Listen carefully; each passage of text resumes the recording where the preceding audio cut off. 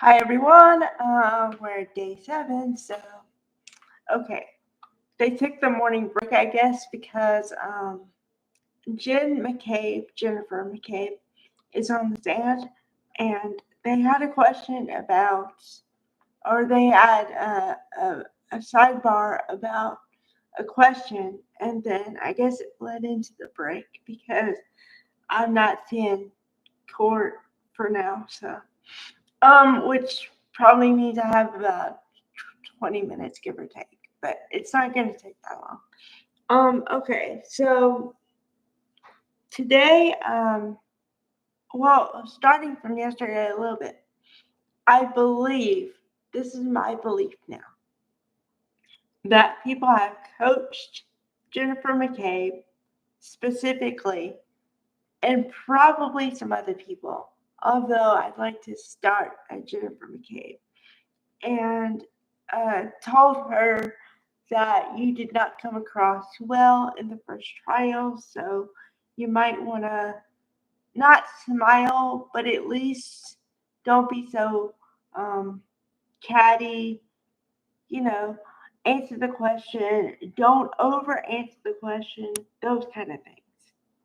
But Alan Jackson, what started as they finished with the direct, and everything was great, but then there was a minute where, or maybe a couple seconds, where she was starting to get a little bit like aggressive, and then she toned it down right away. And then of course, Jackson came in for the cross, and when Alan Jackson comes on the cross, he has the ability, which I think few attorneys do, well, from my experience, to change his tone and cadence to fit whatever witness he's talking to.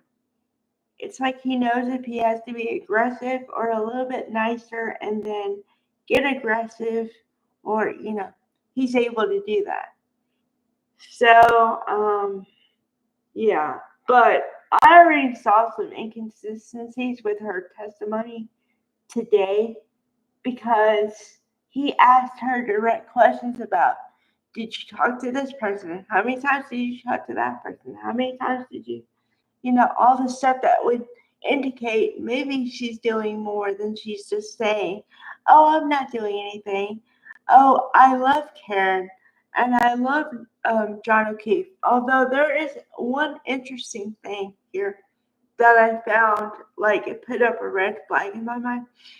She said on the 911 call, we have a man unresponsive to get them help, right?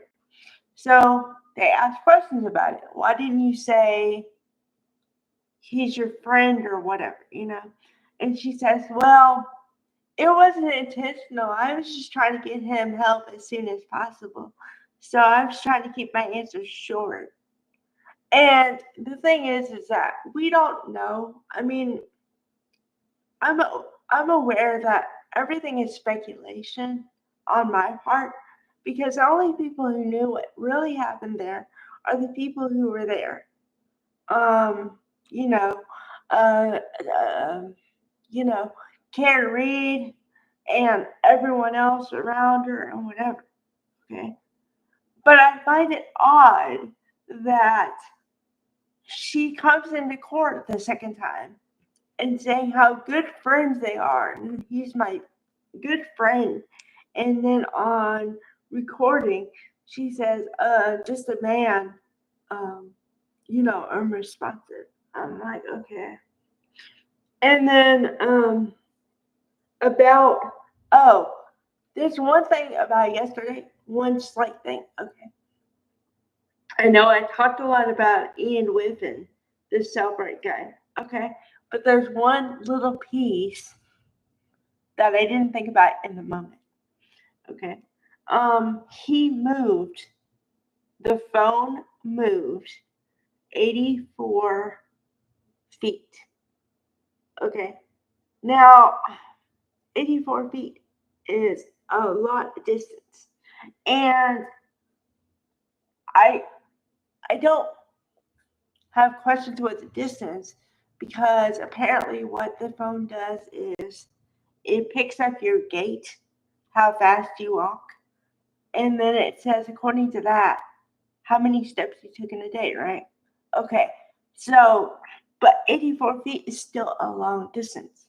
So the only way, in my mind, that's possible is that John O'Keefe was in the house, which is what I've been saying the whole time. From the first trial to this trial to whatever. He was in the house.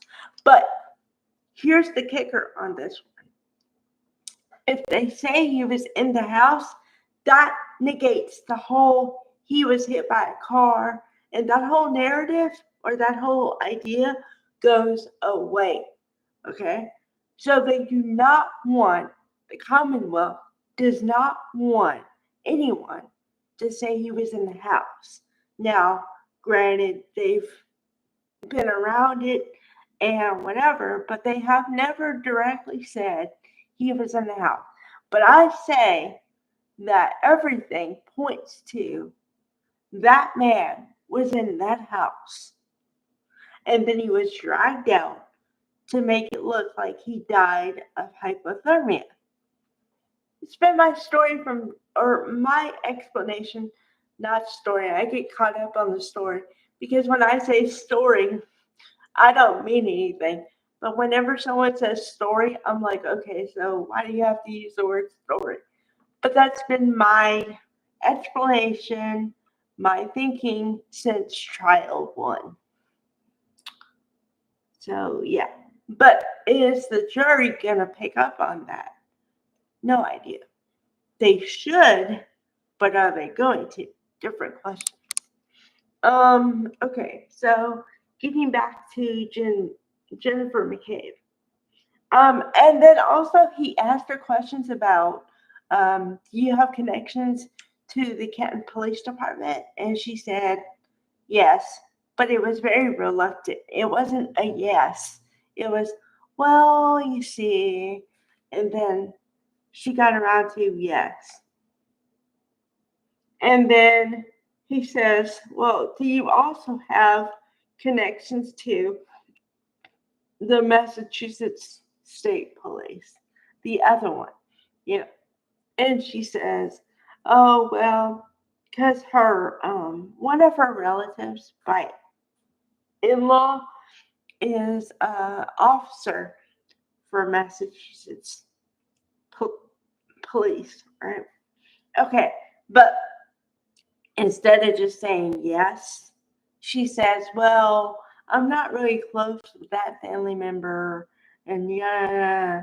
Okay, I have a theory, and that's been my theory since, I don't know, since I started doing trials, right? Okay, here's my theory. When you have to start explaining everything and that you feel like you got to have more information, that makes me not trust you. If it's a yes or no question, it should be yes or no. The fact that you think you have to couch your answer makes me suspicious of you. And that goes for anybody. And this may have, like, I think it's ingrained in me, but also after hearing body language and behavior things, like I told you, the behavior panel, they say in many of their videos that if someone has to think they have to clarify or give more details to the answer, they're probably lying to you. It's not always an indication because, like I said, in that case, you have to have a cluster of behaviors to definitely determine if they're lying or not. But it's one sign they might be lying. But then you couple it with everything else I've been talking about, and yeah, I say she's lying. On a scale of 1 to 10, I say she's definitely lying about a 2 or 3. Okay, up until this point. Now, granted, she's not done with testimony yet. So my estimation on that might change depending on how many times I think she's lied throughout the course of the whole thing. But right now, she sits at a 3 for me. So that's not that high, but if she does more stuff and it's more evident, it might jump into an 8 or 9 or whatever. And if it's at that level, I consider you a liar. I mean, because, you know, we'll have to see on that one. Yeah, so really, really good today. I think they're trying to really get in what they want to get in. And I don't know. I do think that my opinion about Judge Bev hasn't changed from the first trial. I think she's definitely on the side of the Commonwealth because she'll let the Commonwealth do anything, and then she's really strict on the defense side, and it shouldn't be that way. You should not have a dog in the fight. You should not have a finger on the scale of law at all. So, all right, bye everybody.